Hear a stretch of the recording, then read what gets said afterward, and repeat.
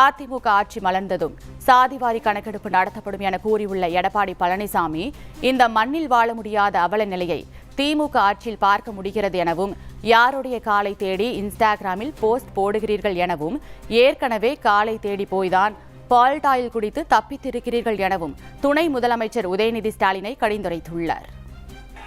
பொன்மனச்செம்மல் புரட்சித் தலைவர் எம்ஜிஆர் திரைப்படத்தில் பேசி பாடல பாடியிருக்காரு.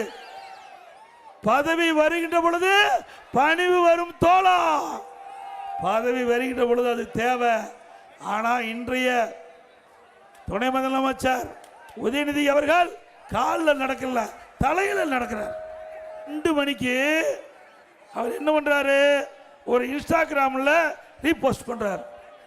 யாருடைய காலை தேடி நீங்க இன்ஸ்டாகிராம்ல ரீபோஸ்ட் போடுறீங்க, எங்களுக்கு கேட்க தெரியாதா?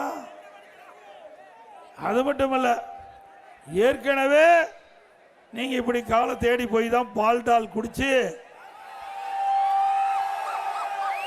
தப்பிச்சிருக்கிறீங்க. மீண்டும் பால்டால் குடிச்சா உங்க பாடி தாங்காது தம்பி.